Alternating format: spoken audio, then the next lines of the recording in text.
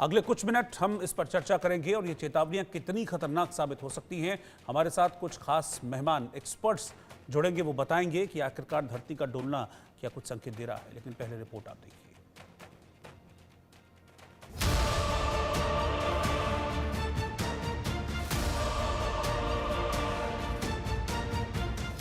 महाविनाश तय, महाभूकंप का भय, धरती डोल रही है, विनाश विनाश बोल रही है, मचेगी बड़ी तबाही, धरती की शामत आई, डोलती धरती, हिलते घर, महाविनाश का डर। बार बार धरती में हलचल मच रही है, बार बार धरती कोई बड़ी चेतावनी दे रही है। वैज्ञानिक चिंता में हैं और चिंता धरती पर होने वाली किसी बड़ी अनहोनी के अंदेशे को लेकर है। बार बार आते भूकंप आखिर क्या संकेत दे रहे हैं? बार बार हिलती धरती आखिर क्या संकेत दे रही है? अब जरा वैज्ञानिकों की इस चेतावनी पर गौर कीजिए।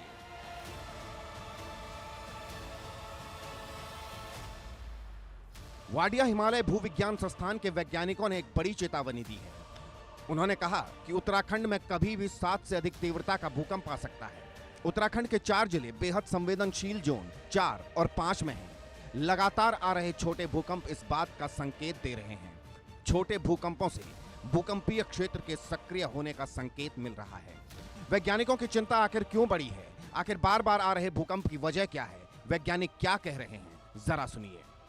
ये जो अर्थक्वेक हो रहे हैं बार बार चारों ओर हर ग्लोब में हो रहा है, केवल इंडिया में नहीं हो रहा है, यूरेशिया इंडियन प्लेट में नहीं हो रहा।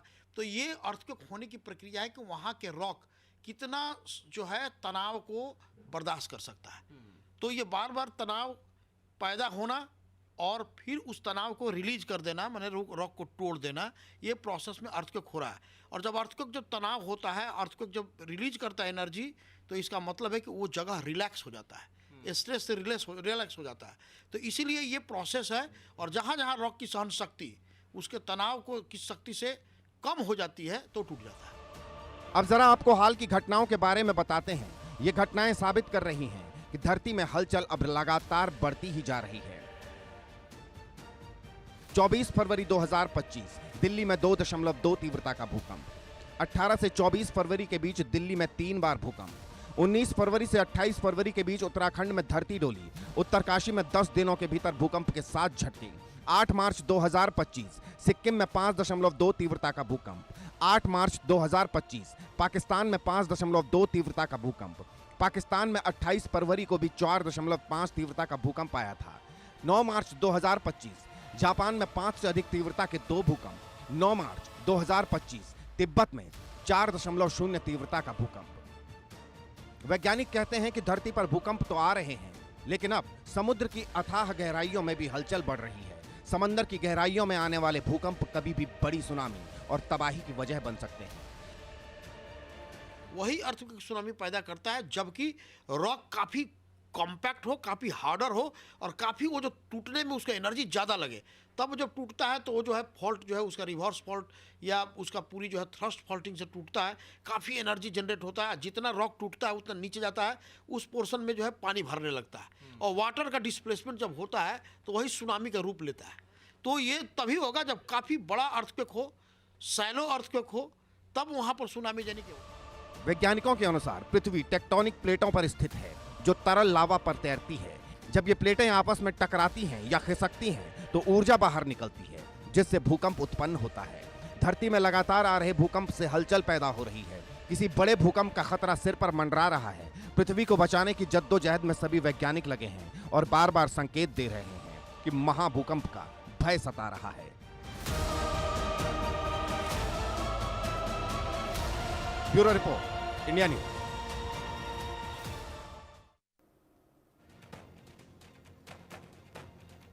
तो धरती का ये डोलना किस तरह का संकेत है? इस नए साल में क्यों लगातार इस तरह की घटनाएं हो रही हैं? क्योंकि नए साल के बाद से हमने देखा दर्जनों घटनाएं हो चुकी हैं। फिर चाहे मैं भारत से सटे जो देश हैं, पाकिस्तान है, तिब्बत है, उनकी बात करूं, या फिर दिल्ली की बात करूं, सिक्किम की बात करूं, उत्तरकाशी की बात करूं, बांग्लादेश की बात करूं, राजस्थान की बात करूं, कई जगह धरती डोली है। तो ये डोलती हुई धरती क्या संकेत दे रही है? मेरे साथ 2 खास मेहमान, 2 एक्सपर्ट्स इस वक्त हैं। Doctor A.K. बयानी जो कि भूवैज्ञानिक हैं, वो इस वक्त साथ में हैं, और डॉक्टर नरेश कुमार भूकंप वैज्ञानिक हैं, वाडिया इंस्टीट्यूट देहरादून से हमारे साथ जुड़े हैं। आप दोनों का बहुत बहुत स्वागत है। डॉक्टर बयानी, पहले मैं आपके पास आ रहा हूँ। भूकंप को लेकर हमने पहले भी कई तरह की चर्चाएं की हैं और लगातार इस पर हमने बातचीत भी की है, लेकिन गुजरते वक्त के साथ इस तरह के झटके, धरती का डोलना, ये लगातार बढ़ता जा रहा है। और इस साल की अगर मैं बात करूं तो दर्जन भर से ज़्यादा केसेस हैं जो हमने हाल फिलहाल में नोटिस किए हैं। जी हाँ, आप सही कह रहे हैं। इस साल ऐसा देखा गया है कि भूकंप की घटनाएं अधिक हो रही है, पर ये जो भूकंप आ रहे हैं ये बहुत कम मैग्नीट्यूड के हैं। और एक्चुअली क्या होता है कि जो भूकंप है वो कोई स्टेटिस्टिकल रूल्स को फॉलो नहीं करते कि इस साल अधिक होंगे या इस साल कम होंगे, या एक एवरेज रहेगा जो हमेशा चलता रहना चाहिए। किसी वक्त किसी कारणों से ये अधिक हो जाते हैं, कभी कम हो जाते हैं। और जहाँ तक इसके पीछे का कारण है, इसके लिए जैसा कि अभी आपकी रिपोर्ट में बताया गया कि पृथ्वी के अंदर तनाव उत्पन्न, बल लग रहा है, बल लगने से तनाव उत्पन्न होता है और वो आखिर में निकलता है और उसी कारण भूकंप आते हैं। तो ये बात सच है। अब होता यह कि कहीं पे कई वर्षों से तनाव अगर इकट्ठा होता रहता है तो वहाँ पर भूकंप आने की संभावना अधिक हो जाती है। और ऐसा ही हिमालय क्षेत्र में या दिल्ली के आसपास क्षेत्र में हो रहा है कि हम जो नॉर्थ की तरफ बढ़ रहे हैं, तो पिछले 50 वर्षों से भी अधिक, बल्कि ये कहूँगा कि 1950 के बाद कोई बड़ा भूकंप नहीं आया इस क्षेत्र में। तो ये तनाव काफी अधिक इकट्ठा हो रहा है। अब ये कैसे निकलेगा, कब निकलेगा, कितने मैग्नीट्यूड के साथ निकलेगा, इसके बारे में अभी निश्चित तो नहीं कह सकता। पर ये जो छोटे छोटे भूकंप हैं, ये इस बात के निश्चित रूप से संकेत हैं कि पृथ्वी के अंदर आंतरिक गतिविधियां चल रही है और वो गतिविधियां कभी भी बड़ा रूप ले सकती है। परंतु इसके बारे में एग्जैक्ट भविष्यवाणी करना अभी संभव नहीं है कि कब ये निकलेगी और किस मैग्नीट्यूड की निकलेगी और कहाँ पर निकलेगी। क्योंकि ये पूरा जो उत्तर भारत का क्षेत्र है, इसमें कई बहुत लंबे लंबे सैकड़ों किलोमीटर से लेकर हजारों किलोमीटर लंबे फॉल्ट भी है, और कौन सा फॉल्ट कब सक्रिय हो जाएगा इसके बारे में हम अभी कुछ नहीं कह सकते। हाँ, पर यह है कि जो एरिया जिनमें अभी पिछले 50 साल या 60 साल में भूकंप नहीं आया है, वहाँ पर संभावना अधिक बनती है। ठीक है, मैं डॉक्टर नरेश के पास चल रहा हूँ। डॉक्टर नरेश, जब भूकंप आता है तो बहुत सी तरह की बातें होती हैं, उनमें से कुछ सच होती हैं और कुछ अफवाह साबित होती है। तो मैं इसलिए क्लैरिटी आपसे चाह रहा हूँ। इस तरह की बातें भी हो रही थी सोशल मीडिया पर कि ये छोटे छोटे जो भूकंप हैं, ये इस बात का संकेत है कि आने वाले वक्त में एक बड़ा और विनाशकारी भूकंप आएगा, क्योंकि भूकंप का रीज़न यही है कि धरती के नीचे पावर जनरेट हो रही है, तो वो पावर निकलती है इन भूकंप के जरिए, लेकिन ये कम निकल रही है। तो क्या वाकई में ऐसा है कि ये छोटा मैग्नीट्यूड का भूकंप भविष्य में किसी बड़े विनाशकारी भूकंप का संकेत होता है? अभी तक भूकंप एक तो प्रेडिक्ट करना पॉसिबल नहीं है जी, ये मैं कह देता हूँ। और ये एक सामान्य परिस्थिति है। भूकंप छोटे छोटे तो आते रहते हैं। हिमालय में ये जहाँ पे बड़े भूकंप आएंगे वहाँ पे छोटे छोटे भूकंप लगातार आते रहते हैं। कुछ टाइम बाद, जैसे साल में कुछ एक भूकंप आएंगे ये, लेकिन जो बड़ा भूकंप है उसके आने का टाइम थोड़ा लंबा होता है जी, से आप 6 मैग्नीट्यूड का भूकंप अगर हिमालय में आता है तो 10-15 साल में एक आता है। ये आप पहले के आंकड़े ले सकते हो। अभी 2015 में नेपाल का भूकंप आया था, 2011 में हमारा सिक्किम का आया था, 2005 में कश्मीर का आया था, फिर 99 में चमोली का आया था। तो उसके थोड़ा टाइम लगता है, लेकिन जो प्रक्रिया है ये निरंतर प्रक्रिया रहती है। और छोटे छोटे भूकंप जिसे हम माइक्रो अर्थक्वेक या लो मैग्नीट्यूड अर्थक्वेक कहते हैं, वो आते रहते हैं साल के। तो ये एक सामान्य परिस्थिति है। हम हिमालय को एक हाई हिमालयन सेस्मिक बेल्ट कहते हैं, जी, जिस सेस्मिक एक्टिविटी है। और इसका कारण यही है कि हिमालय जो है इसी तरह बना है, भूकंप आने से ही ये 2 बाउंड्री के पे है हिमालय। आपका इंडियन प्लेट और यूरेशियन तिब्बतन प्लेट, जी। दोनों के टकराने पे बना हुआ है। और यहाँ पे लगातार वही है, ये प्रेशर बन रहा है। इंडियन प्लेट नॉर्थ की तरफ जा रही है और आपकी तिब्बत की प्लेट जो है साउथ की तरफ जा रही है। तो इससे यहाँ पे एक स्ट्रेस पैदा हुई है, जिससे सर, क्योंकि भूकंप आप वाडिया इंस्टीट्यूट से हैं और वाडिया इंस्टीट्यूट की ही ये प्रेडिक्शन है पहाड़ को लेकर, उत्तरकाशी को लेकर कि बड़ा भूकंप आएगा और उत्तरकाशी में मतलब थ्रेट पर है उत्तरकाशी। और पिछले अभी इसी साल की शुरुआत में हमने देखा था कि 10 दिन में 7 बार छोटे मैग्नीट्यूड के भूकंप आए थे। तो क्या ये किसी खतरे की ओर इशारा करता है? उत्तरकाशी वैसे भी बड़ा कहते हैं ना कि बड़ा संवेदनशील जोन में आता है वो एरिया। देखो, एक ये हमारा अध्ययन रहता है, हमारा एक ये मानना है कि तकरीबन 100 साल में जहाँ पे भूकंप नहीं आया वहां बड़ा भूकंप आने की संभावना रहती है। अब उत्तराखंड में एक कोई बड़ा भूकंप पिछले 100 साल में नहीं आया है। हमारे कांगड़ा में 1905 में आया था और आपके नेपाल में 1934 में आया था, या अभी आया है 2015 में। तो इसको एक हम सेस्मिक गैप बोलते हैं कि जहाँ पे संभावना रहती है। जी। लेकिन उसको प्रेडिक्ट करना कि आज आएगा, कल आएगा या 10 साल बाद आएगा, वो अभी पॉसिबल नहीं है बड़े भूकंप की। हाँ, ये छोटे छोटे भूकंप जो हैं, ये वो नेचुरल प्रक्रिया है, इसी की प्रक्रिया है कि छोटे भूकंप आते रहते हैं। तो अध्ययन हम करते हैं, कभी जहाँ पे एक्टिविटी थोड़ा ज्यादा हो जाए, कहीं पे स्वाम आ जाते हैं, कहीं पे थोड़ा रेगुलर भूकंप आ जाते हैं। लेकिन इन छोटे भूकंप से इतना अनुमान तो नहीं लगा सकते हैं। जो भी अभी उत्तरकाशी में आया था, आए थे भूकंप, वो 3 मैग्नीट्यूड या छोटे भूकंप थे। हाँ जी। तो इनसे ये अनुमान लगाना तो मुश्किल है, अभी इतना सिद्ध नहीं हुआ है। लेकिन फिर भी आशंका तो है, यहाँ ज्यादा है। वैसे तो पूरे ही हिमालय में भूकंप आने की संभावना है, ये जो है। लेकिन इसमें इसीलिए मानते हैं कि यहाँ पे 100 साल में भूकंप नहीं आया, तो यहाँ पे थोड़ा आशंका ज्यादा रहती है। और जब भी थोड़ा थोड़ा छोटे भूकंप आ जाते हैं, महसूस होते हैं, जी। तो लोगों को भी थोड़ा डर रहता है कि नहीं कोई अभी ना आ जाए। वो इस तरह की एक प्रक्रिया है। अच्छा डॉक्टर, एक ही बयानी मैं दिल्ली के लिए आपसे बात करूं कि मतलब एपिसेंटर का कितना इंपॉर्टेंस होता है, कि एपिसेंटर क्या है।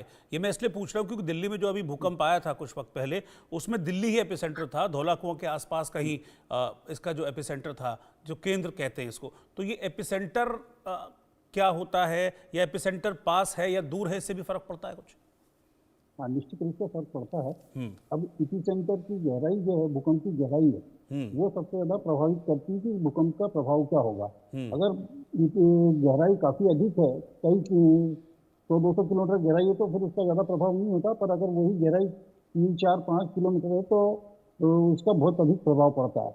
और एपिसेंटर के आसपास जो विनाश अधिक होता, एपिसेंटर के एग्जैक्टली ऊपर तो थोड़ा विनाश कम होता, पर उससे जो रेज निकलती है, वेव्स निकलती है और जो डिफरेंट डायरेक्शन में जाती है, तो उससे थोड़ी दूरी पर अधिक विनाश होने की संभावना होती है। और ये जो विनाश होता है, ये इस बात पे भी निर्भर करता है कि वहाँ पे भूगर्भीय बनावट किस तरह की है। अगर चट्टानें हैं तो निश्चित रूप से विनाश अपेक्षाकृत कम होगा। पर जैसे दिल्ली के और का आसपास का क्षेत्र है, जहाँ पर मिट्टी बहुत अधिक है, या जिसको हम एलियन कहते हैं टेक्निकली, उस क्षेत्र में विनाश की संभावना अधिक होती है। ये इस बात पे भी डिपेंड करता है कि मिट्टी में पानी की मात्रा कितनी है। अगर सूखी मिट्टी है तो विनाश कम होगा, और गीली मिट्टी है तो विनाश अधिक होगा। और साथ ही साथ मिट्टी की मोटाई कितनी है, इस पर भी डिपेंड करता है। तो दिल्ली का जो माइक्रोजोनेशन का है, इससे हमको पता लग जाता है कि कहाँ पे किस एरिया में कितनी संभावना है। अगर एक पर्टिकुलर मैग्नीट्यूड का भूकंप आता है, तो ये पूरी वैज्ञानिक स्टडी है जिसमें अलग अलग मैग्नीट्यूड के अर्थक्वेक का अलग अलग प्रभाव क्या होगा, किस एरिया में कितना होगा, ये बहुत आसानी से जाना जा सकता है। और इसके लिए यही है कि हम सुरक्षा के समुचित उपाय करें। कंस्ट्रक्शन हमारी जो है सेस्मिक रेजिस्टेंट होना चाहिए, और उसके लिए निश्चित रूप से जो मतलब ये जैसे मतलब इसको हम समझें कैसे, मतलब भूकंप का एपिसेंटर अगर पास है तो वो ज्यादा नुकसानदेह है? एग्जैक्टली उसका अगर ऊपर का है तो वो कम नुकसान होगा, और उससे थोड़ा सा दूर जाएंगे, जैसे जैसे थोड़ा दूर जाएंगे वैसे वैसे नुकसान बढ़ता जाता है। क्योंकि जो रेस चलती है वो इस तरह से फैलती है, वेव जिसको हम बोलते हैं सेस्मिक वेव जो है वो फैलती है। तो एकदम सीधे ऊपर नहीं जाती, वो थोड़ा सा फैलती है, तो थोड़ा एपिसेंटर से दूर से ज्यादा नुकसान होता है। अच्छा डॉक्टर नरेश, क्योंकि अभी जो दिल्ली वाला भूकंप आया था, मैं उसी पर आपसे भी सवाल ले रहा हूँ। दिल्ली वाला भूकंप आया था, उसका मैग्नीट्यूड हालांकि बहुत ज़्यादा नहीं था, लेकिन कई लोगों से मैंने ये सुना और खुद ऑब्जर्व भी किया कि जो शॉक वेव्स थी वो बहुत मतलब ऐसी थी कि डर गया आदमी एकदम से, जबकि इतना उसका मैग्नीट्यूड इतना ज़्यादा उसका नहीं था। तो ये भी कुछ रीज़न होता है? नहीं देखिए, 4.2 का भूकंप था वो। भूकंप का जो आप उसको महसूस करेंगे, एक तो जो हाई राइज बिल्डिंग है, और अगर आप ऊपर हैं हाई राइज बिल्डिंग में, तो आपको ज्यादा महसूस होगा। एक तो रीजन ये है। दूसरा रीजन यही है जो डॉक्टर साहब ने कहा कि वहां की आपकी जो संरचना है नीचे, मतलब जमीन में क्या है, उस पे भी उसमें ये करता है। जैसे वहां पे दिल्ली में सॉइल और उसका है, तो थोड़ा एम्प्लीफिकेशन रहती है वहां पे। तो इसके दो कारण है।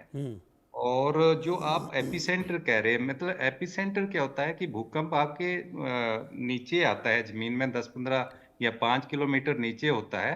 उसको आप डायरेक्टली जमीन सरफेस पे आ जाए, उसको एपिसेंटर कहते हैं। तो एपिसेंटर मतलब उसके नजदीक, जितना भी नजदीक आप होगे उतना ज्यादा ही उसका असर होगा, उतने ज्यादा ही आपको नुकसान होगा। महसूस होगा।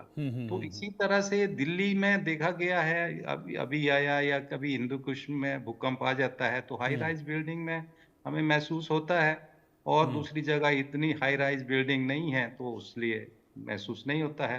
हालांकि हिमालय में भी देखिए, अभी 3.5 का जो उत्तरकाशी का भूकंप था, वो भी उससे थोड़ा छोटा था।